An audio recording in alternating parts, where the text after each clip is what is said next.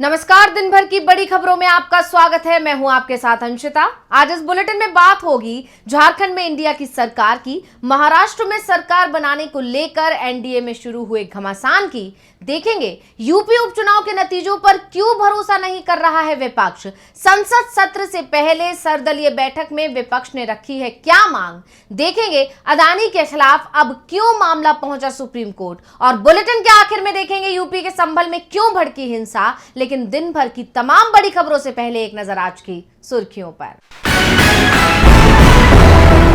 NCP प्रमुख शरद पवार का बड़ा बयान, कहा हमें इसकी उम्मीद नहीं थी लेकिन ये फैसला जनता ने दिया है।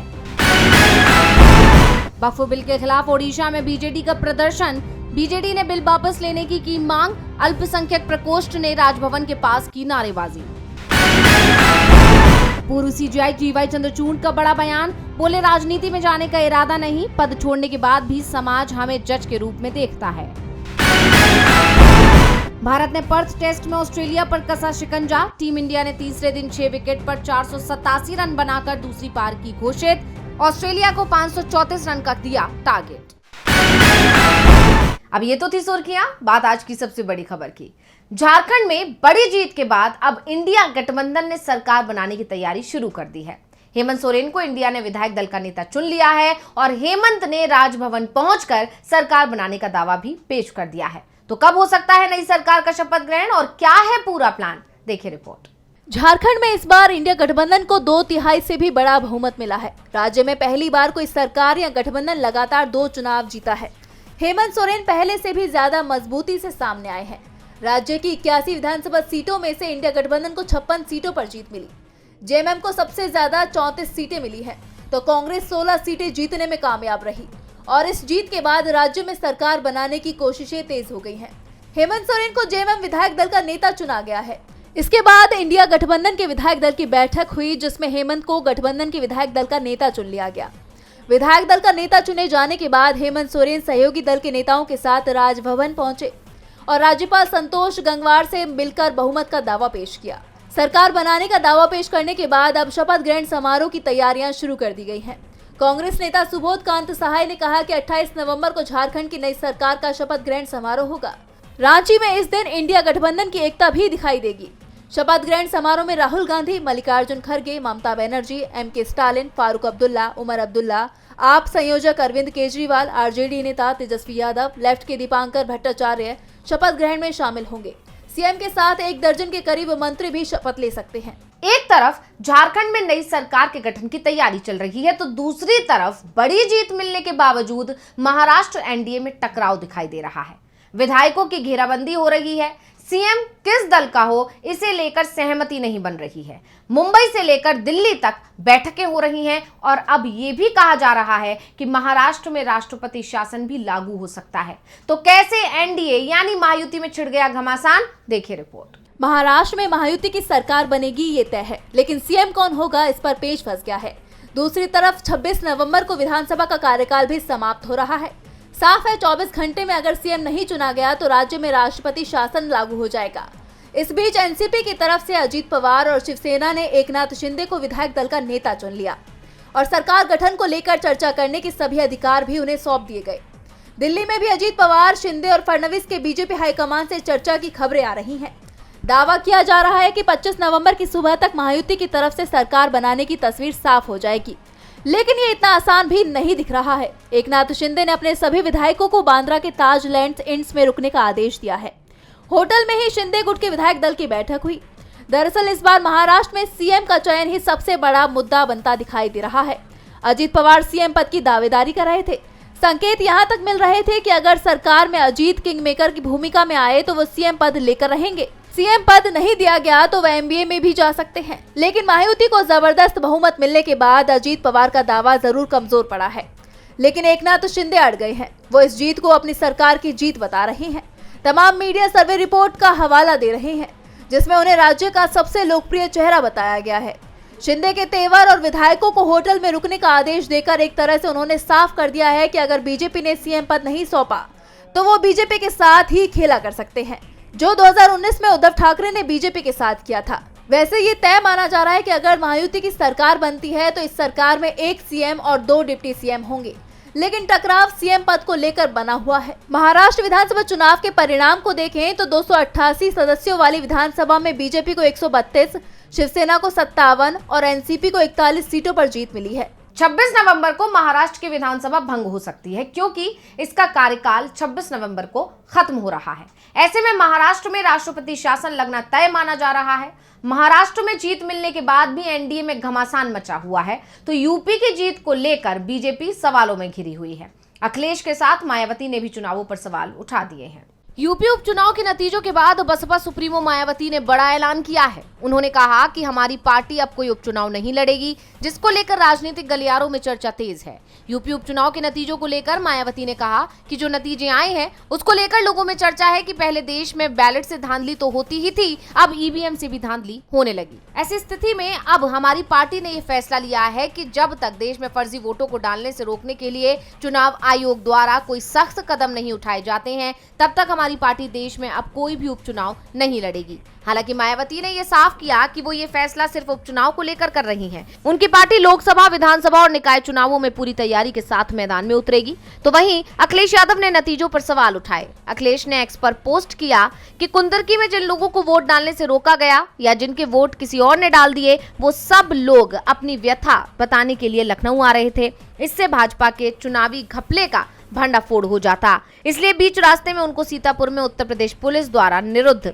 किया गया है। इसके साथ ही अखिलेश यादव ने राष्ट्रपति, कोर्ट, चुनाव आयोग और देश के सभी न्यूज चैनलों से अपील की और कहा कि इस मामले का तुरंत संज्ञान लें और ये सुनिश्चित करें कि अपने वोट के अधिकार के लिए जो आवाज उठाना चाहते हैं, उनके साथ उत्तर प्रदेश की भाजपा सरकार कोई अन्याय या अत्याचार ना कर सके। मायावती ने उपचुनाव के बहिष्कार की बात कह दी है, तो समाजवादी पार्टी ने कोर्ट जाने की बात कही है। यानी यूपी विधानसभा उपचुनाव को लेकर अभी टकराव और बढ़ना है और अब संसद में भी टकराव के आसार बनते दिखाई दे रहे हैं। संसद का शीतकालीन सत्र 25 नवंबर से शुरू हो रहा है और इससे पहले सर्वदलीय बैठक बुलाई गई थी। बैठक में विपक्ष की तरफ से बड़ी मांग कर दी गई है। तो क्या है विपक्ष की मांग, देखिए रिपोर्ट। 25 नवंबर से संसद का शीतकालीन सत्र शुरू हो रहा है। ये सत्र 20 दिसंबर तक चलेगा। सत्र शुरू होने से पहले सरकार की तरफ से सर्वदलीय बैठक बुलाई गई, जिसकी अध्यक्षता रक्षा मंत्री राजनाथ सिंह ने की। उन्होंने संसद सत्र को शांतिपूर्वक चलाने के लिए विपक्ष का सहयोग मांगा। विपक्ष ने भी सहयोग देने का आश्वासन दिया, लेकिन साथ ही सरकार से सत्र में चर्चा कराए जाने वाले मुद्दे भी गिना दिए। इस सत्र के दौरान विपक्ष सरकार को वक्फ संशोधन विधेयक, मणिपुर हिंसा के मुद्दे पर घेरने की कोशिश करेगा। वहीं उद्योगपति गौतम अडानी पर अमेरिका द्वारा लगाए गए आरोपों को लेकर भी विपक्ष केंद्र पर हमलावर है।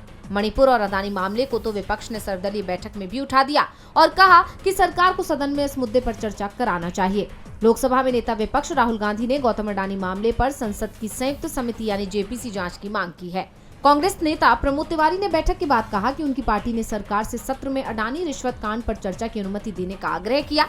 उन्होंने कहा कि उनकी पार्टी चाहती है कि सोमवार को संसद की बैठक में सबसे पहले इस मुद्दे को उठाया जाए। इसके साथ ही 2025 से शुरू होने वाली जनगणना पर भी चर्चा हो सकती है। विपक्ष सरकार पर दबाव बना रहा है कि इस बार जातीय जनगणना होना चाहिए।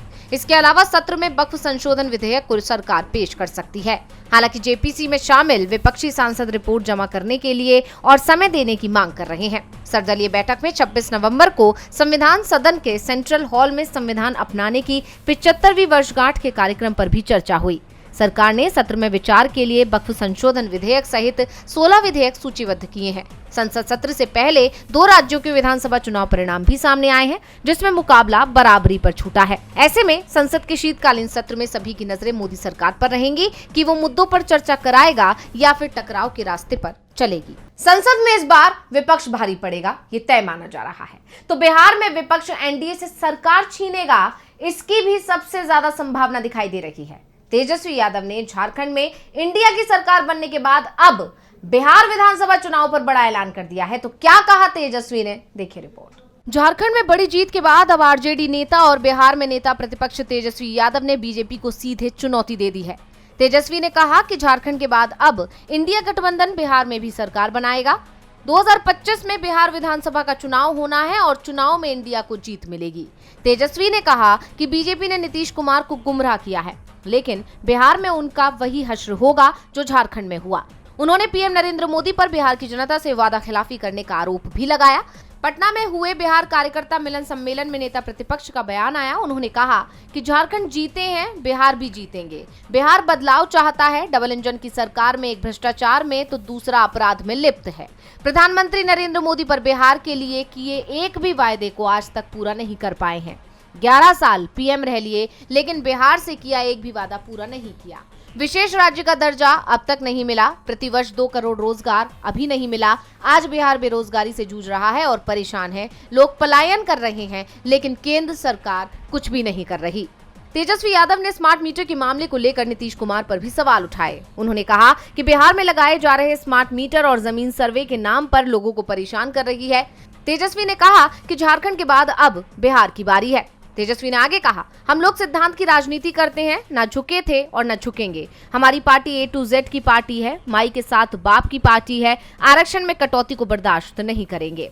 इससे पहले मीडिया के साथ बात करते हुए तेजस्वी ने कहा कि बीजेपी ने नीतीश कुमार को गुमराह कर दिया है। हमारी पार्टी ने उनको 2 बार मुख्यमंत्री बनाया, लेकिन वो बीजेपी के हाथों गुमराह हो गए और उनके साथ चले गए। तेजस्वी यादव ने बीजेपी और एनडीए की मुश्किलों को बढ़ा दिया है, तो एनडीए सरकार की मुसीबत इस समय अमेरिका की कोर्ट का एक आदेश भी बनता दिख रहा है।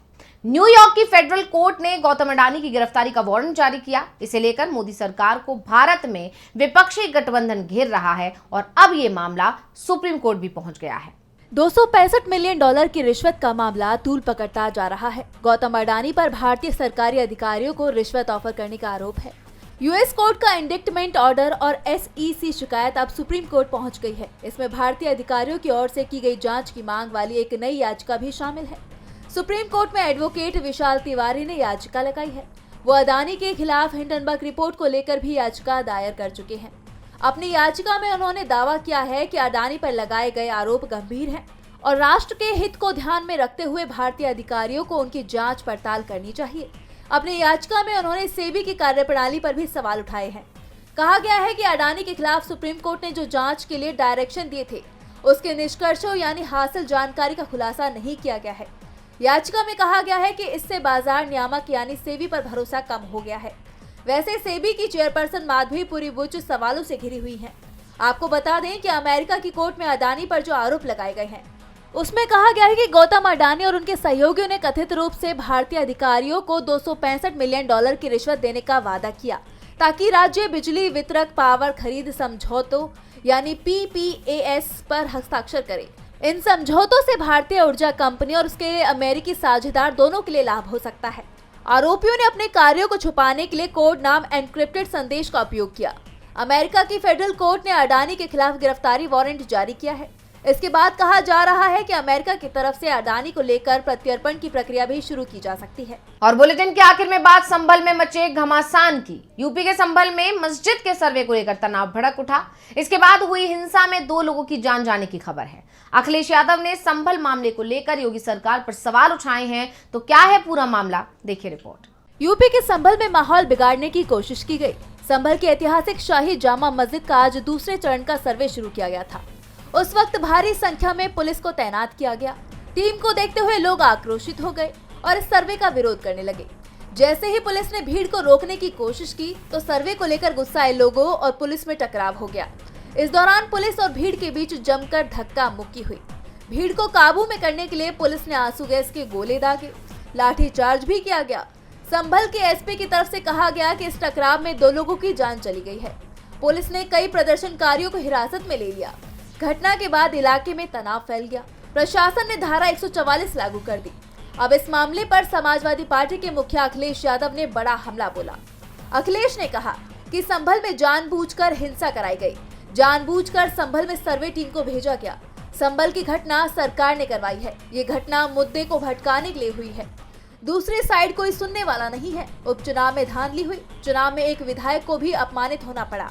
जिनकी उंगली पर निशान नहीं है, उनके भी वोट डाले गए। ईवीएम की फोरेंसिक जांच होनी चाहिए। बता दें कि हिंदू पक्ष द्वारा संभल की ऐतिहासिक शाही जामा मस्जिद को अदालत में हरिहर मंदिर बताए जाने के बाद कोर्ट ने याचिका पर सुनवाई करते हुए संभल मस्जिद के सर्वे का आदेश दिया था और इसी कड़ी में आज सर्वे किया जा रहा था, लेकिन उससे पहले संभल में बवाल मच गया। तो आज इस बुलेटिन में इतना ही। आप देखते रहिए डीवी लाइव और मुझे दीजिए इजाजत। नमस्कार।